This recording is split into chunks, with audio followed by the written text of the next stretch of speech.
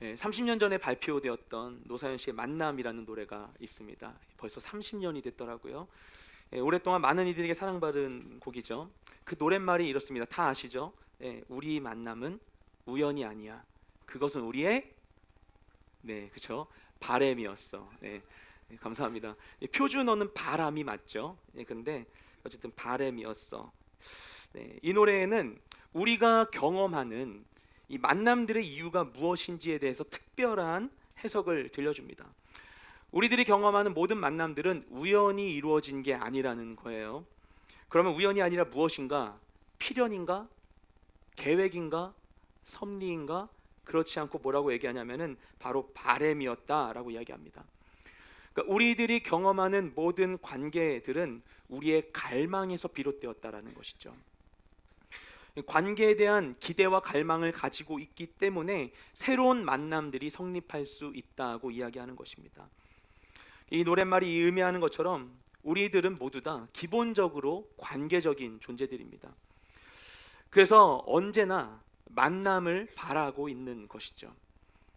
관계에 대한 향수가 우리 안에 있습니다. 하나님은 우리를 하나님의 형상대로 지으셨습니다. 잘 알고 있죠. 그래서 우리에게는 완전하지는 않지만 하나님의 속성들이 우리에게 반영되어 있습니다. 하나님은 삼위일체로 존재하시죠. 성부, 성자, 성령 세 위격의 하나님이 서로 독립적이면서 동시에 하나의 본질이시라는 것입니다. 이처럼 하나님은 독립성과 일체성이 조화를 이루신 분이십니다. 그 하나님께서 우리를 지으시면서 우리 또한 내가 독립되어 있는 존재이지만 함께할 때 아름다운 존재로 우리를 창조해 주셨습니다. 그래서 사람을 지으실 때 아담을 먼저 창조하시고 아담을 보시면서 말씀하시기를 사람이 혼자 사는 것이 좋지 않다라고 평가하시죠. 그리고 돕는 배필을 두기 위해서 하와를 지으십니다. 그리고 하와를 처음 본 아담이 이렇게 이야기합니다. 이는 내 뼈 중에 뼈요 살 중에 살이다. 놀라운 말이죠. 매우 투박하면서 엄청난 사랑의 고백이라고 할 수 있습니다. 너는 내 살덩이야 뭐 이런 거. 이게 되게 진심이 어린 것 같긴 한데 되게 좀 투박한 이런 말이죠. 그러니까 뼈와 살이라는 것은 내 몸을 구성하는 거잖아요. 내 안에 있어야 되잖아요. 그런데 내가 존재하고 살아가기 위해 가장 필요한 것이 내 몸 안이 아니라 내 몸 밖에 있다는 거예요. 그죠? 내 뼈 중에 가장 귀한 뼈, 내 살 중에 가장 귀한 살, 나에게 가장 필요한 것이 내 몸 밖에 있는데 그게 바로 너야 라고 설명하는 것이죠. 너무 멋진 표현 아닙니까? 이게 잘 반영되는 현대의 표현이 넌 내 거 중에 최고 이런 것 같아요. 그러니까 내 안에 있어야 되는 건데 내 밖에 있지만 너는 나의 가장 귀한 나의 부분이야 라고 하는 그런 고백인 것이죠. 그리고 이런 아담과 하와를 보고 하나님께서 말씀하시기를 이러므로 남자가 부모를 떠나 그 아내와 합하여 둘이 한 몸을 이룰지로다 라고 말씀하셨습니다. 내가 한 몸으로 완성되는 것은 다른 이와 연합을 통해서 가능하게 된다라는 것이죠. 그래서 하나님의 인간 창조 기사에서 확인할 수 있는 것은 무엇인가 하면 우리는 처음부터 홀로 존재할 수 없었다라는 것입니다. 심지어 하나님께서는 인간이 종을 유지하기 위해서 생식을 위해서도 남자와 여자가 만나서 가정을 이루게 하셨습니다. 하나님께서 다양한 생물을 만드셨는데 무성생식하는 집신벌레도 창조하셨고 자웅동체인 지렁이도 창조하셨죠. 근데 굳이 인간은 다른 방식으로 지으셨어요. 함께 해야만 그 종이 유지될 수 있도록 생존할 수 있도록 창조하신 것이죠. 그런데 때로는 함께해야 살 수 있는 우리인데 오히려 함께하기 때문에 살 수 없다는 생각이 들기도 합니다. 그래서 우리가 살아가면서 겪는 많은 문제들은 대부분 관계에서 발생합니다. 아침부터 불편한 말을 던지는 가족들, 출근길 꽉 찬 지하철 가운데 불쾌하게 만드는 사람들, 아침부터 새치기 하는 사람들부터 시작해서 나에게 함부로 말하는 사람, 공격적으로 대하는 사람, 왠지 그 앞에만 서면 주눅 들고 눈치가 보이는 사람까지 우리의 일상을 채우는 수많은 관계의 순간들 속에서 우리는 상처받고 착취당하고 지치게 됩니다. 그래서 혼자 있을 수 있는 시간, 나만의 시간을 찾아서 지친 몸을 이끌고 깊은 굴 속으로 기어 들어가게 되는 것이죠. 이러한 관계에 대한 피로감은 우리 개인적인 영역을 넘어서 사회적인 시대적인 현상이 되었습니다. 그래서 발달된 기술은 갖가지 대안적인 관계를 만들거나 아니면 이 관계라는 것을 통제 가능한 것으로 치환하려 합니다. 그래서 이제 우리는 거칠게 호객행위하는 상인들을 피해서 편안하게 모바일로 쇼핑할 수 있죠. 조금이라도 저렴하게 구매하려고 상인과 머리 싸움하거나 발품 팔지 않아도 최저가를 검색할 수 있습니다. 햄버거를 사 먹을 때에도 주문 실수를 겪지 않도록 몇 번의 화면 터치로 주문할 수 있죠. 한 지체분 중에 웨딩 플래닝 하시는 분이 계시더라고요. 이야기를 듣다가 어떤 고객분은 결혼 준비를 하는데 너무나 바빠서 전화로만 모든 업무를 처리하고 그냥 결혼식장에서 만난 경우가 있었다는 거예요. 맘만 먹으면 사람을 만나지 않고도 살 수 있는 시대 속에 우리는 살아갈 수 있습니다. 살아가고 있습니다, 이미 우리가. 그리고 대부분의 의사소통을 모바일 디바이스를 통해서, 심지어는 우리 채팅 앱을 통해서 진행을 하다 보니 어느 정도 관계를 통제할 수도 있게 됩니다. 그래서 받고 싶지 않은 전화는 거부하고 읽고 싶지 않은 메시지는 클릭하지 않는 것이 한 방법인 것이죠. 그리고 대안적인 관계들이 우리에게 넘쳐납니다. SNS 같은 다양한 디지털 소통 채널들이 있죠. 그래서 스마트폰만 켜면 글이나 영상으로 세계 곳곳에 있는 다양한 사람들의 일상을 가까이 마주할 수 있게 된 것입니다. 그래서 이 시대는 본래 창조되기로는 관계가 없이는 생존할 수 없었던 인간이 관계로부터 자유로울 수 있게 된 시대라고 할 수 있습니다. 그런데 그렇게 해서 관계가 주는 불편함으로부터 자유로워진 현대인들은 그 안에서 무엇을 느끼는가? 결국 외로워합니다. 기술은 우리 안에 있는 이 본질적인 갈망, 이 관계에 대한 갈망을 만족시키지 못하는 것이죠. 요즘 좀 뜸하지만 찜질방을 많이 가던 때가 있었어요. 제가 전도사 사역을 처음 한 게 부천원누리 교회였는데, 교회에서 집이 멀어가지고 교회 사역 마치고 주일 예배 끝나 다 마친 다음에 차가 끊겨져서 찜질방에서 잘 때가 많았어요. 특히 40일 특세 이럴 때 막 찜질방에서 며칠을 자고 했는데, 그게 찜질방에서 많은 시간을 보내다가 이제 어느 날 자리를 잡고 잠을 청하는데, 그러려다가 그 찜질방에 있는 넓은 홀을 문득 보게 되었어요. 그런데 그 찜질방의 그 넓은 곳에 곳곳에 많은 사람들이 자고 있는 거예요.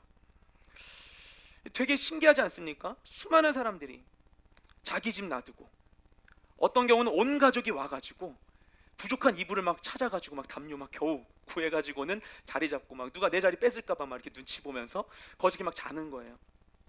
근데 그걸 보고 있는데 문득 어떤 생각이 들었냐면은, 원시 부족 사회에서 커다란 동굴 속에서 이렇게 집단 거주 생활을 하는 사람들이 막 느껴지는 거예요.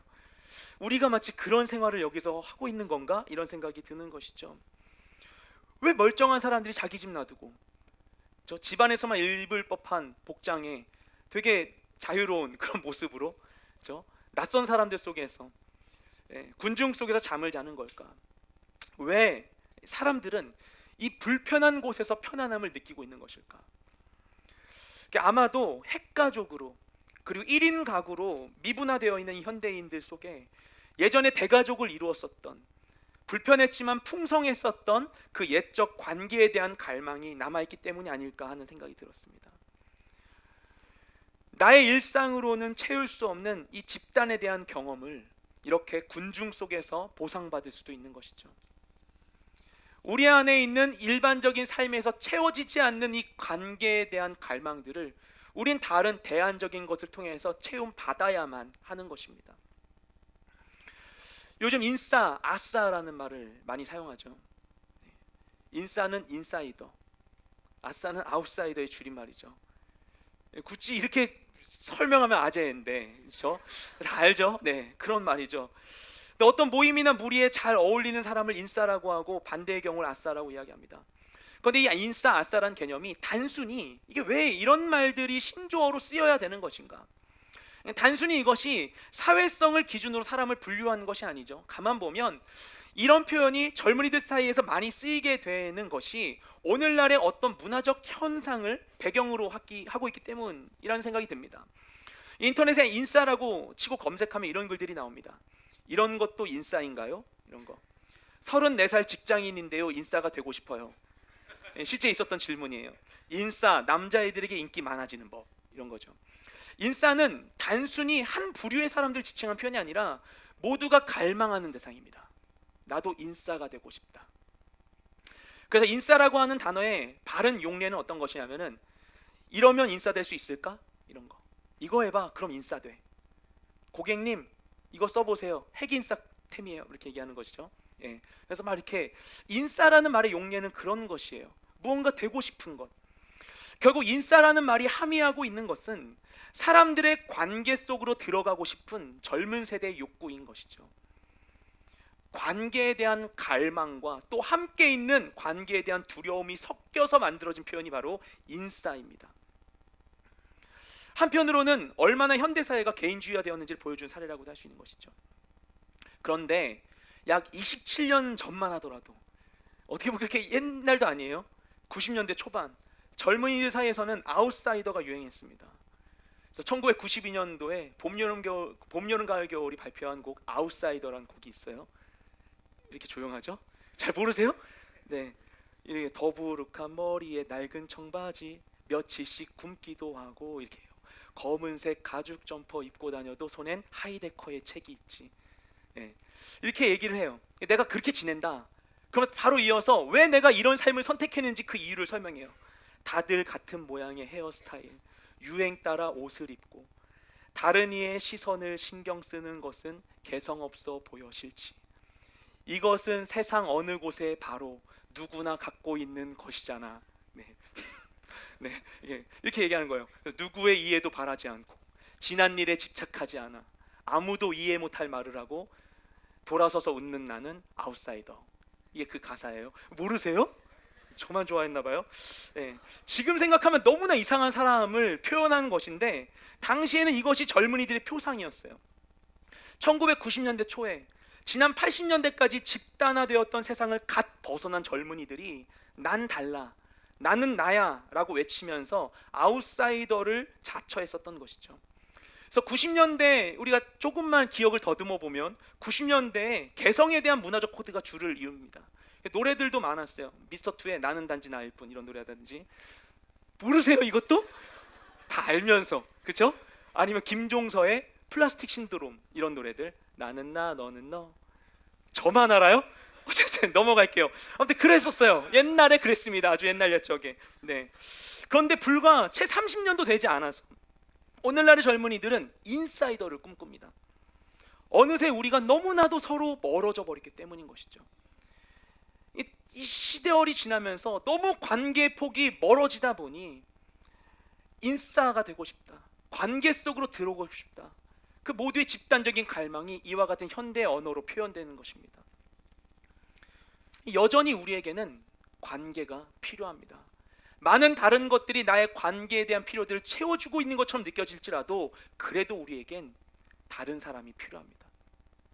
옆 사람에게 고백하겠습니다. 난 네가 필요해. 네, 한 번 더 고백해서 다른 사람에게 난 네가 필요해. 네, 안 필요해요? 네. 존댓말로 우리 정중하게 얘기합시다. 나는 당신이 필요합니다. 아이, 이래야 하는 거군요. 이렇게 예의 바른 분들, WK 예의 바른 곳입니다. 네, 여전히 우리에겐 관계가 너무나 필요합니다. 그래서 하나님께서는 우리가 관계를 통해서 기쁨을 얻을 수 있도록 우리를 지으셨습니다. 그런데 우리는 너무나도 관계가 필요한데 세상에서 안전하게 관계를 누릴 수 있는 곳이 많지 않죠. 그래서 우리는 건강한 관계를 회복해야 합니다. 이 관계의 영역이라고 하는 것은 우리가 두려워하고 피해야 되는 대상이 아니라 오히려 회복시키고 쟁취해야 되는 대상인 것이죠. 관계에서 상처받았다고 해서 다시 상처받지 않으려고 다시는 아무하고도 관계받지 않을 거야, 관계 영역을 이렇게 잘라내어서 버리는 것이 아니라 오히려 하나님이 관계를 통해서 주신 은혜가 무엇인지를 더 발견하려고 하고 이것을 회복시키려고 애써야 하는 것이죠. 그러지 않는다면 우리는 영원히 그 영역에 대해서 배고프고 목마른 존재가 될 것입니다.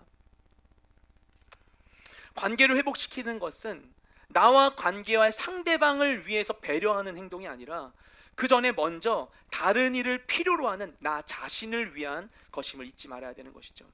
그래서 우리가 어떻게 관계를 회복시켜야 되는 것인가?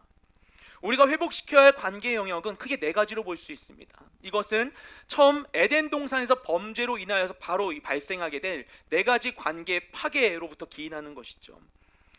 첫 번째는 하나님과 나의 관계입니다. 죄를 지은 아담과 하와가 하나님의 낯을 피하게 되었죠. 두 번째는 나와 세상과의 관계입니다.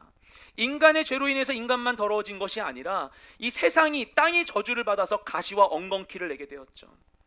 세 번째는 나와 나 자신의 관계입니다. 인간이 땀을 흘려야만 자아성취를 할 수 있게 되었어요. 내가 뭔가를 노력해야만 나의 존재를 증명받을 수 있게 되어버린 것입니다. 네 번째는 나와 너의 관계입니다. 범죄한 아담은 하나님 앞에서 하와를 정죄하기에 바빴었죠. 오늘 본문은 이와 같은 네 가지 관계의 영역을 우리가 어떻게 회복할지에 대한 지혜를 우리에게 줍니다. 오늘 말씀을 통해서 하나님 안에서 건강한 관계를 누리고 이 관계의 기쁨을 얻으며 살아가는 우리 모두가 되시기를 소망합니다. 그래서 우리가 관계를 회복시켜야 할 영역은 무엇인가? 첫째, 나와 하나님과의 관계입니다. 우리 함께 1절 말씀 읽겠습니다. 시작. 그러므로 형제들이여, 내가 하나님의 자비하심으로 여러분에게 권합니다. 여러분의 몸을 하나님께서 기뻐하시는 거룩한 산 제물로 드리십시오. 이것이 여러분이 드릴 영적 예배입니다. 아멘. 이 본문의 앞에서, 오늘 본문이 로마서 12장 1절부터 8절인데 이 바로 앞에 11절까지 바울은 그리스도인의 새로운 정체성에 대해서 설명했습니다. 우리는 예수 그리스도의 은혜로 의롭다함을 받은 존재들이라는 것이죠. 그러면 새롭게 된 우리는 새로워진 만큼 우리의 삶에 있어서도 새로운 삶을 살아가야만 하는데, 그래서 어떻게 살아야 하는가에 대해서 12장에서 친절하게 권고하고 있는 것입니다. 그리스도의 핏값으로 죄와 저주의 노예에서 해방된 우리가 해야 될 것은 무엇인가? 한마디로 얘기하면 1절 말씀에 얘기하는 게 우리의 몸을 하나님께 드린다는 것입니다. 몸을 드린다.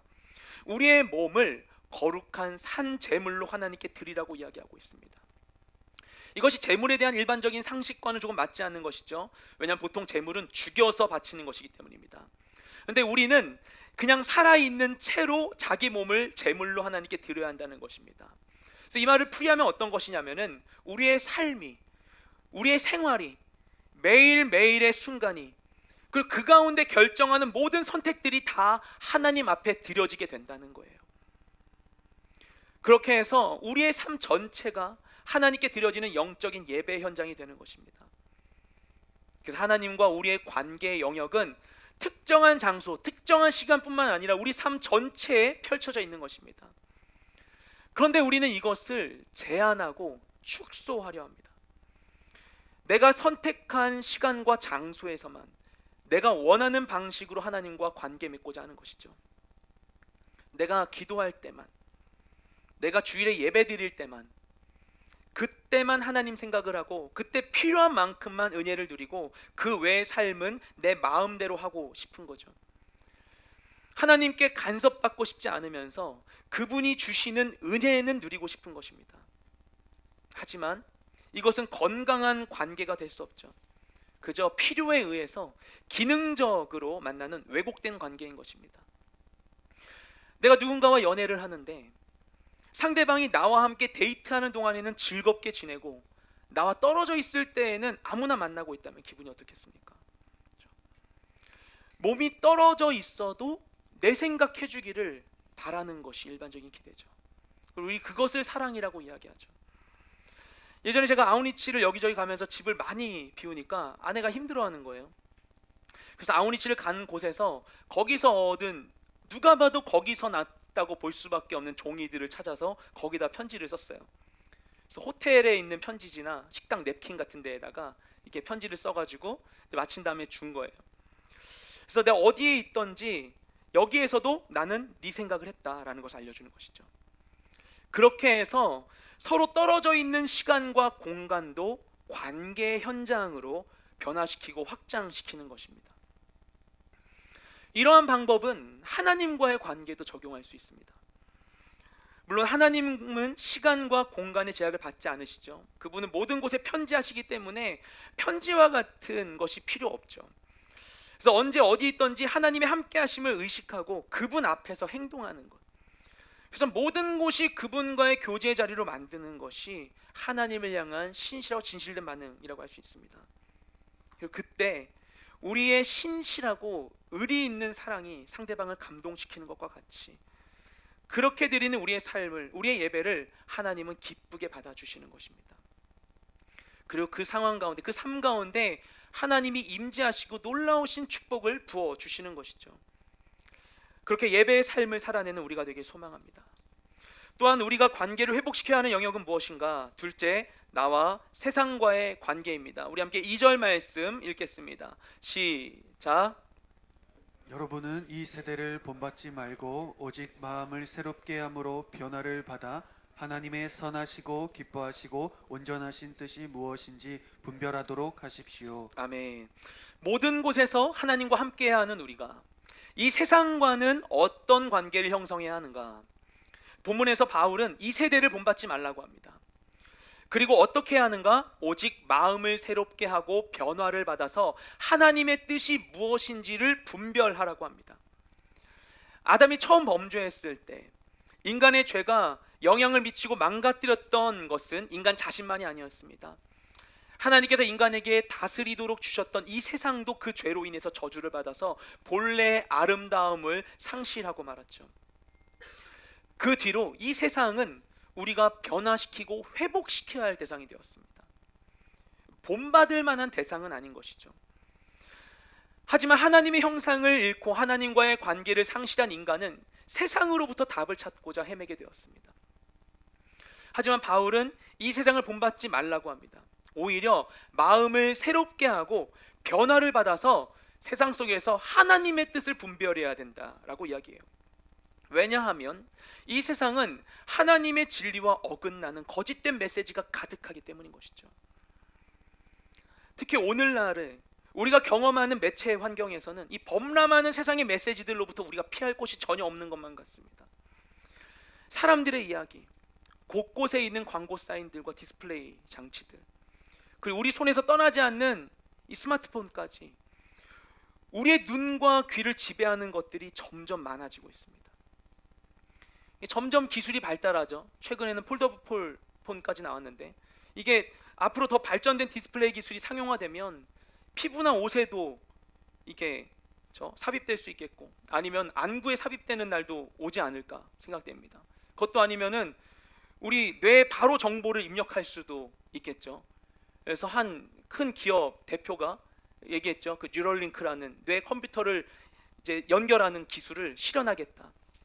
그런 날이 머지않아 우리에게 올 수도 있어요. 세상의 메시지들은 기술이 발전할수록 우리의 삶 가운데 더 깊숙이 침투하고 있습니다. 그런데 하나님의 말씀은 우리 마음속에 얼마나 깊이 들어와 있는가? 우리는 그런 세상에 너무나 많이 길들여져 있습니다. 예전에 미국 콜럼바인 총기 난사 사건을 다뤘었던 그 마이클 무어 감독의 볼링 포 콜럼바인이라는 영화가 있었죠. 다큐멘터리 영화, 유명한 영화였었는데 거기서 중간에 가수 마릴린 맨슨과 인터뷰하는 내용이 있습니다. 마릴린 맨슨이 요즘은 좀 뜸하지만 되게 유명했었죠. 평소에 괴기스러운 이 분장과 이런 코스튬들, 그리고 공연 중에 성경책을 찢는다든가 이런 비기독교적인 이런 퍼포먼스들, 그리고 이제 굉장히 그 무신론적인 그런 가사들로 많은 주목을 받았습니다. 근데 이제 음악성이 또 좋아가지고 많이 인기를 끌기도 했죠. 그런데 콜럼바인 총기 난사 사건을 수사하다 보니 그 범인인 두 학생의 방에서 마릴린 맨슨의 앨범이 나온 거예요. 가지고 이들에게 마릴린 맨슨의 음악과 그가 영향을 미쳤다라고 하면서 많은 사람들이 그 사건의 원인으로 마릴린 맨슨을 주목하게 되었던 것이죠. 그래서 마이클 무어 감독이 가가지고 인터뷰를 해요. 그런데 그 가운데 그러니까 물론 마릴린 맨슨의 그 음악이 그들에게, 그 범인들에게 그 폭력적인 그 음악의 요소들이 그들에게 영향을 미쳤을 수도 있다고 생각합니다. 그런데 마릴린 맨슨이 그 인터뷰 가운데 사회에 있는 이 폭력적인 메시지들을 더 확장해서 설명을 해요. 그 콜럼바인 총기 난사 사건이 있었던 바로 그날 미국에서는 코소보에 대규모 공습을 진행했는데, 하지만 그럼에도 불구하고 아무도 정치인들이 폭력을 조장한다고 말하지 않는다라고 얘기해요. TV나 뉴스를 보면 온통 무서운 이야기들 뿐이라고. 구강청정제 광고를 보면 입냄새 나면 친구가 도망간다고 얘기하고, 여드름약 광고를 보면 여드름 많으면 여자친구 안 생긴다고 얘기하는데, 이게 다 공포를 조장하는 공포 마케팅 아니냐, 왜 나만 폭력적이라고 얘기하느냐라고 얘기하는 것이죠. 궤변일 수도 있지만 귀 기울여 들어볼 끔찍한 그런 이야기입니다. 세상의 메시지들은 우리가 경계하는 대상뿐만 아니라 곳곳에 있는 모든 콘텐츠와 채널들 속에 있습니다. 내가 방심하고 그냥 받아들이고 있는 모든 곳 가운데에도 세상적인 메시지들이 조금씩 우리에게 스며들 수 있어요. 우리가 그래서 정신을 차리지 않으면 범람하는 이 정보의 급류에 떠내려갈 수 있는 것이죠. 그래서 바울은 우리에게 이 세대를 본받지 말고 오직 마음을 새롭게 함으로 변화를 받아야 한다고 이야기하는 것입니다. 그리고 우리는 하나님의 온전하시고 선하신 뜻이 무엇인지를 분별해야 합니다. 이 거짓이 가득한 세상 속에서 진리의 말씀이 무엇인지를 더욱더 찾아야만 하는 것이죠. 그리고 그 행위가 우리가 이 땅 가운데 실현해야만 하는 우리의 영적 전쟁인 것입니다. 우리 함께 고린도후서 10장 3절부터 5절까지 말씀 읽겠습니다. 시작. 우리가 육신으로 행하나 육신에 따라 싸우지 아니하노니 우리가 가지고 싸우는 무기는 육체에 속한 것이 아니라 견고한 요새를 무너뜨리는 하나님의 능력입니다. 우리는 모든 궤변을 무너뜨리고 하나님 아는 지식을 대적해서 스스로 높아진 모든 주장을 무너뜨리고 모든 생각을 사로잡아 그리스도에게 복종시킵니다. 아멘. 이 말씀을 보면 그리스도인들이 진짜 싸울 영역은 육적인 것이 아니라고 이야기하고 있어요. 그래서 우리가 싸울 때 사용하는 무기도 육적인 것은 아니어야 된다. 무엇인가? 우리가 써야 될 무기는 바로 하나님의 능력이라고 이야기해요. 이 무기의 기능이 있습니다. 이 하나님의 능력이라는 무기는 어떨 때 사용되는 것이냐면은 모든 견고한 요새를 무너뜨리는 것입니다. 그러면 우리가 하나님의 능력이라는 무기를 들고 부서뜨려야만 하는 견고한 요새는 과연 무엇인가? 그것은 모든 궤변, 하나님 아는 지식을 대적하여 스스로 높아진, 높이 쌓인 모든 주장들, 그것이 바로 우리가 무너뜨려야만 하는 이 견고한 진이라고 이야기하는 것입니다. 그래서 우리는 그것을 무너뜨리고 모든 생각을 사로잡아 그리스도에게 복종시켜야 한다는 것이죠. 견고한 진으로, 그냥 진도 아닌 견고한 요새와 같이 진을 치고 우리 마음 가운데 자리 잡고 있는, 세상 가운데 자리 잡고 있는 이 세상의 메시지들, 절대 거부할 수 없을 것만 같은 이 세상의 메시지들을 부수고 그 자리 가운데 진리의 말씀을 심어야 하는 것입니다. 이것이 우리가 감당해야 되는 영적 전쟁이라는 거예요. 그래서 어찌 보면 영적 전쟁은 프레임 전쟁이라고 할 수 있습니다. 내가 어떤 세계관으로 세상을 바라보고 판단하고 평가하고 살아갈 것인가. 그런데 쉽지 않습니다. 세상에 만연해 있는 성공주의와 물질주의와 쾌락주의와 음란함으로부터 자유하기가 쉽지 않습니다. 그래서 더욱더 우리가 말씀 앞에 서야 되는 것이죠.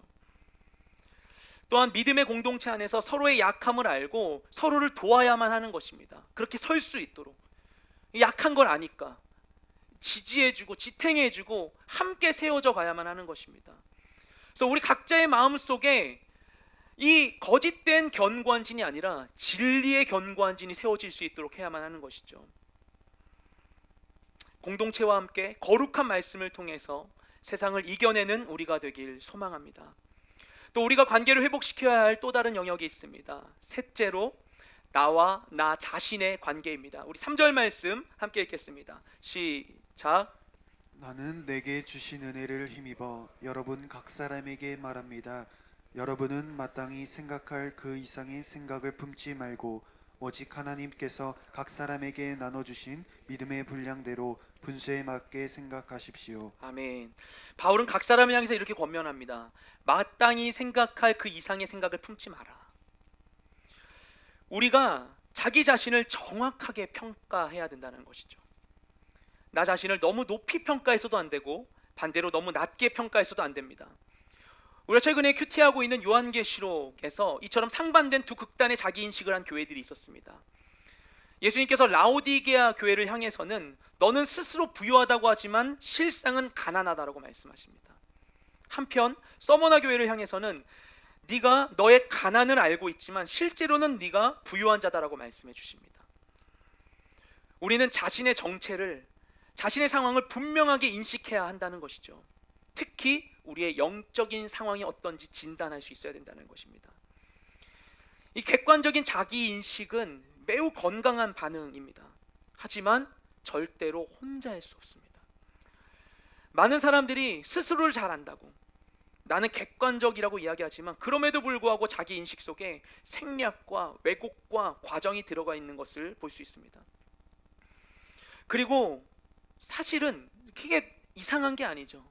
너무나 자연스러운 반응인 것이죠. 연약한 인간의 자연스러운 반응일 수밖에 없는 것입니다. 내가 싫은 것은 감추고 자랑스러운 것은 더 드러내게 마련인 것이죠. 그리고 자신의 정체성이 명확하지 않을수록 더욱 우리는 자신을 증명하고자 하는 유혹에 시달리게 되는 것입니다. 그런데 이 우리를 가장 분명하게 진단해주고 나의 위치와 상황을 이해할 수 있게 해주신 것이 말씀입니다. 바울은 앞서 설명한 대로 마땅히 생각할 그 이상의 생각을 품지 말고 뭐라고 하냐? 오직 하나님께서 각 사람에게 나눠주신 믿음의 분량대로 분수에 맞게 생각하라고 이야기합니다. 이 믿음은 제각기 자기가 믿고 싶은 대로 믿는 주관적 믿음이 아니라 하나님의 말씀에 기초한 객관적인 믿음을 이야기하는 것이죠. 그것을 따라 하나님께서는 이 순간 나에게 뭐라고 말씀하시는지를 귀 기울여 들어야 하는 것입니다.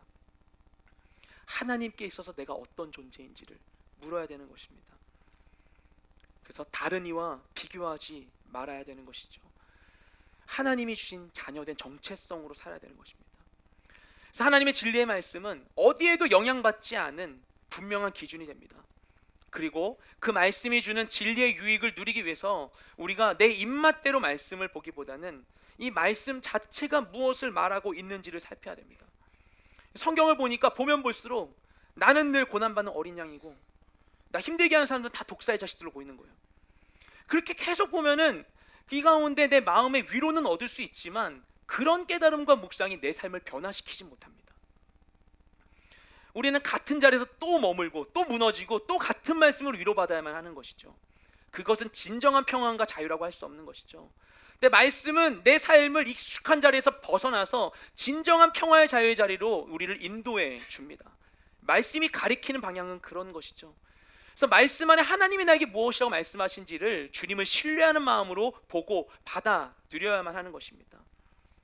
그리고 그것에 도움을 주는 것이 바로 순모임입니다. 우리 함께 묵상하고 나눌 때 그때 더욱 이것이 선명해지게 되는 것이죠. 그렇게 우리는 자기 자신과도 바른 관계를 형성해야 합니다. 끝으로 우리가 관계를 회복해야 할 또 다른 영역은 무엇인가? 넷째, 나와 공동체의 관계입니다. 우리 4절부터 8절까지 말씀을 함께 읽겠습니다. 시작. 우리가 한 몸에 많은 지체를 가졌으나 모든 지체가 같은 기능을 하는 것이 아닙니다. 이와 같이 우리 많은 사람들도 그리스도 안에서 한 몸을 이루었고 각 사람은 서로 지체가 됐습니다. 우리는 우리에게 주신 은혜를 따라 서로 다른 은사를 갖고 있습니다. 만일 예언이면 믿음의 분량대로, 섬기는 일이면 섬기는 일로, 가르치는 사람이면 가르치는 일로, 권면하는 사람은 권면하는 일로, 구제하는 사람은 순수한 마음으로, 지도하는 사람은 부지런함으로, 긍휼을 베푸는 사람은 기쁜 마음으로 해야 합니다. 아멘. 바울은 4절에 들어가면서 우리 몸에 대해서 설명합니다. 우리들은 각자 하나의 몸을 가지고 있지만 한 몸에는 다양한 지체, 부분들이 있다는 것입니다. 그리고 이것들이 한 몸에 붙어 있을지라도 모든 부분은 각기 다른 기능을 수행하고 있다는 것이죠. 그리고 이와 같은 구조로 움직이는 것이 바로 교회 공동체라고 이야기하고 있는 것입니다. 우리 몸이 그런 것 같이 우리도 그리스도 안에서 한 몸이 되었고 서로가 몸을 구성하는 한 부분이 되었다는 것입니다. 그리고 우리 몸에 있는 각 장기나 부분들이 각자 고유한 역할을 수행하는 것과 같이 우리 각 사람들도 하나님께서 주신 은혜를 따라 각기 다른 은사를 가지고 각자에게 주어진 역할을 섬긴다는 것이죠. 이처럼 교회는 독립성과 일체성이 조화를 이루는 유기적인 공동체가 되어야만 합니다. 이게 하나님이 주신 교회를 제대로 조립해서 세워가는 거예요.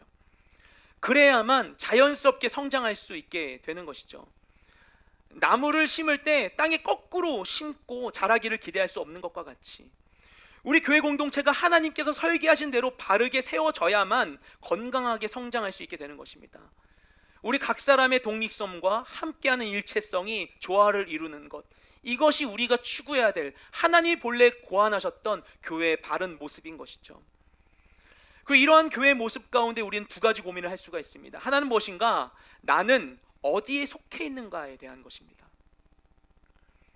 우리는 모두 사회적인 존재들입니다. 교회 공동체 속에서 믿음의 정체성이 더욱 분명해지게 되는 것이죠. 절대로 교회는 건물이나 어떤 시스템이 아닙니다. 내가 영적인 서비스를 공급받는 나와 동떨어진 어떤 무언가가 아닙니다. 교회는 예수를 그리스도로 시인하는 자들의 모임이 바로 교회인 것이죠. 그래서 여기 있는 우리 모두가 다 교회의 한 부분을 이룰 수밖에 없습니다. 그래서 내가 주님의 몸된 교회 공동체에 속하는 것이 중요한 것이죠. 또 다른 고민은 무엇인가? 나의 역할은 무엇인가에 대한 것입니다. 우리가 공동체에 속해 있다면 우리들에게는 다 각기 다른 역할들이 있는 것이에요. 하나님께서 우리의 몸 가운데 아무 의미 없는 것을 두지 않은 것과 같이 한 몸 된 이 교회 공동체 가운데 의미 없이 온 사람은 한 명도 없는 것입니다. 하나님은 여기 있는 어떤 한 사람들도 다 그분의 계획을 갖고 데려오셨고 친히 자기의 몸의 일부라고 삼아주셨어요. 우리가 그들을 함부로 평가할 수 없어요. 하나님은 내 몸이라고 말씀하셨는데. 우리 모두에게는 그래서 각자의 부르심이 있습니다. 나를 통해서만 완성되는 일이 있어요. 순모임을 하면요, 순모임에서 어느 주마다 모인 사람이 다를 때 그 모임에 한 사람이 있고 없고에 따라서 그 순모임 전체 나눔의 분위기와 진행 방향이 완전히 달라지게 됩니다. 그래서 여러분 한 분 한 분은 모두가 다 그저 있다가 사라져도 아무도 알지 못하는 가벼운 존재들이 절대 될 수 없다는 것이죠. 하나님께서 그분의 뜻을 이곳 가운데 이루기 위하여서 심어주신 귀한 존재들이라는 것입니다. 그래서 우리가 내게 주어진 역할을 인식하는 게 너무나 중요합니다. 우리 여기 대해서 오해하지 않을 것은 우리가 이 가운데서 교회 공동체 가운데 어떤 역할을 수행한다고 하는 것이 굳이 찬양팀을 섬기거나 예배팀을 섬기거나 순장을 섬기는 것만이 어떤 역할이라 할 수 없다는 것이죠. 그런 기능적인 역할 이전에 우리 모두에게는 존재론적인 역할이 있어요. 무엇인가? 내가 여기 있다라는 것을 인식하고 지금 내가 가지고 있는 것을 표현하는 거예요. 존재론적인 역할들이 우리 모두에게 있어요. 그것이 이루어져야만 합니다. 우리 각자가 이 공동체 안에서 하나님께서 두르신 울타리 안에서 자신을 발견하고 그것을 표현하지 않는다면 그럼 이 공동체는 껍데기에 불과한 것이죠. 양은 없고 울타리만 쳐져 있는 그런 텅 빈 목장과 같은 것입니다. 그래서 여러분이 바로 교회이고 여러분이 W 공동체인 것입니다. 우리 공동체에는 한 분 한 분이 그렇게 귀하게 드러나는 그런 우리 W 공동체가 되길 소망합니다. 순모임이 그런 역할을 해요. 누군가가 이야기를 할 때 그것을 들어주는 게 너무나 중요합니다. 나의 이야기를 누군가가 듣고 공감해 줄 때 그때 이 사람의 존재감이 살아나는 거예요. 한 주간을 살면서 한 번도 빛이 비춰지지 않은 것만 같은 삶을 살다가도 그 자리 가운데에서 나의 삶을 존중하고 내 이야기를 들어주는 그 누군가로 인하여서 내 삶에 비어져 있던 모든 채색들이 하나하나 채워지고 내 삶이 완성되게 되는 거예요. 그렇게 존중받고 의미 있고 가치 있도록 지어진 존재들인데 그들이 그 마땅한 존재에 대한 의미를 가질 수 있도록 그 존중을 받을 수 있도록 우리 순모임에 오는 것입니다. 내가 내 이야기를 하는 것이, 우리가 그것을 함께 듣고 나누는 것이, 존중하는 것이 너무나 중요한 것이에요. 그런 이 모임의 자리들이 엄청난 영적인 역사의 현장들이 되는 것입니다. 우리에게 주어진 시간들과 모임들을 정말 우리가 가치 있게 사용할 수 있게 되길 소망합니다. 기술이 발전하고 사회가 변화하면서 교회의 존재 방식도 그리고 우리가 누리는 신앙생활의 방식에도 서서히 변화가 진행되는 것 같습니다. 언제 어디서든지 얼굴을 보고 소통할 수 있는 현실은 유비쿼터스라는 환상을 품게 합니다. 그래서 우리는 직접 가지 않아도 만나지 않아도 하고 싶은 것을 다 할 수 있다고 착각할 수 있습니다. 세계 유수의 설교자들의 명설교가 영상 공유 사이트에 수시로 업데이트되죠. 그래서 내가 원하는 곳 어디에서든지 모바일 기기만 있으면 은혜를 받을 수 있어요. 그리고 그것으로 나의 신앙생활은 충분하다고 생각할 수 있습니다. 이 기술의 발전은 그동안 교회가 오랫동안 누려왔었던 거의 모든 은혜의 방편들을 재구성했습니다. 다른 방식으로 다른 곳에서 누릴 수 있게 만들었어요. 언제 어디서든지 카톡으로 은혜를 나누고, 언제 어디서든지 유튜브로 설교를 들을 수 있는 이 시대야말로 그래서 은혜가 충만한 시대 아닌가, 은혜가 유비쿼터스 되어 있는 그런 시대가 아닌가라고 생각하게 되는 것이죠. 하지만 아무리 기술이 진보할지라도 절대로 복제할 수 없고 절대로 구현할 수 없는 것이 있습니다. 그게 바로 여러분입니다. 그리고 여러분이 부분으로서 구성하고 있는 이 교회입니다. 이것은 기술로 구현할 수 있는 게 아니에요. 교회 안에서만 누릴 수 있는, 우리 얼굴과 얼굴을 마주하는 이 성도 간의 교제와 모임은 그 무엇으로도 대체할 수 없는 것입니다. 그리고 우리는 그것에 목말라 있다는 것이죠. 그래서 이것이야말로 다른 게 다 대체되더라도 미래 교회의 진짜 킬러 컨텐츠가 우리 교회가 아닐까라고 생각을 합니다. 우리 모임, 너와 나, 바로 나, 하나님이 다음 세대를 위해 준비하신 비장의 무기가 바로 나라는 것이에요. 그만큼 우리의 만남은 너무나도 소중합니다. 그리고 우리는 그것이 필요합니다. 우리의 만남은 결코 우연이 아닙니다. 그것은 우리의 바람이었죠.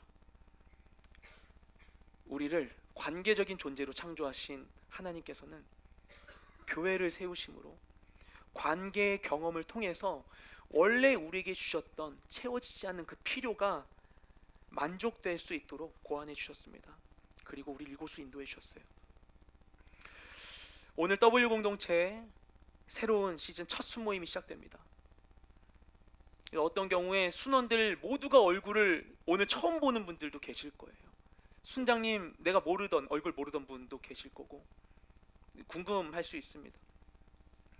이 순모임에서 경험하게 된 모든 것들이 다 새로울 수 있어요. 우리가 순모임에서 경험하게 될 그 모든 시간들이 주님 안에서 우리가 바라왔었던 모든 관계에 대한 그 기대가 회복되는 시간이 되길 소망합니다. 혹시 그리고 이 자리 가운데 아직 공동체를 결정하지 못하신 분들 계시다면, 망설이시는 분들 계시다면 오늘 새가족 등록하십시오. 등록하시고 여러분 모임에 참석하십시오. 여러분의 존재가 가지고 있는 그 귀하고 아름다움을 다른 이들에게 공유해 주십시오. 그것이 다른 이들을 살릴 뿐만 아니라 여러분 자신을 살리는 방법이 될 것입니다. 하나님의 예비하심에 이 예측할 수 없는 이 관계, 그죠? 한 해 날씨와 같이 예측할 수 없는 이 관계 속에 하나님을 신뢰함으로 나를 맡기십시오. 그 가운데 주님이 우리 가운데 놀라운 일을 행하실 줄 믿습니다. 예전에 오늘리교회 회복축제에서 주강사로 오셨던 신경신학자인 지말더 박사가 이런 이야기를 했었어요. 우리의 뇌는 나와 같이 있는 것을 즐거워하는 사람을 만날 때, 나 자신의 존재를 기뻐하는 사람을 만날 때, 그때 우리의 뇌는 정체성의 잠금 장치를 연다. 그리고 그렇게 할 때 비로소 이 뇌 속에 기쁨이 발생한다 라고 이야기했습니다. 우리의 정체성은 결코 나 홀로 성취하는 것이 아니라 다른 이와의 관계 속에서 이루어진다는 것입니다. 그리고 그렇게 되었을 때에 비로소 우리의 뇌가 기쁨을 인지하고 누리게 된다고 이야기합니다. 하나님의 눈으로, 그분의 사랑으로 나를 바라보고 사랑해주는 이들이 우리에게 너무나 필요합니다. 그리고 우리도 그렇게 사랑할 때 비로소 그 사랑으로 더 가까이 나아가게 되는 것이죠. 우리는 서로에게 그런 존재가 되어야만 합니다. 영적인 성장과 성숙은 절대로 혼자 이룰 수 없습니다. 관계가 나를 귀찮게 하는 것 같지만 오히려 이 관계의 귀찮음이 없는 것이 우리를 더 약하게 만들어 버립니다. 이 주님이 허락하신 관계 영역들을 회복시키며 더욱 건강하고 행복한 삶을 누리는 우리 모두가 되시기를 주님의 이름으로 축복드립니다. 이 시간 함께 주님 주신 마음을 따라 우리 기도하며 나아가기 원합니다. 여러분 가운데 혹시 관계에 대한 두려움이 있는 분들이 계십니까? 다른 사람들이 뭐라고 생각할지 몰라서 말 한마디, 행동 하나 너무나 조심스러워서 걱정하는 분들이 계십니까? 내가 경험했던 관계는 다 상처뿐이었노라고 기억하는 분들이 계십니까? 아니면 오늘 처음 모일 순모임이 또는 내일 다시 마주하게 될 직장의 사람들이 너무나 두렵게 생각되는 분들이 계십니까? 내 힘으로 통제할 수 없는 그 모든 관계 영역 가운데 이 시간 우리가 나의 의지를 가지고 주님을 인격적으로 초대하기 원합니다. 여러분의 입술로 고백하며 주님을 초대하십시오. 주님, 그 자리 가운데 임하여 주시옵소서. 주님, 그 자리 가운데 함께하여 주시옵소서. 나와 그의 그 관계 가운데 주님 함께하여 주시옵소서. 나와 하나님 가운데에서 중재자의 역할을 감당해 주셔서 하나님과 나를 화해할 수 있도록 도와주신 예수님, 그 사람과 나의 사이 가운데 이 모든 막힌 담 가운데에도 너무 멀어져 있는 이 사이 가운데 이 골짜기 같은 깊은 골에도 주님 함께하여 주시옵소서.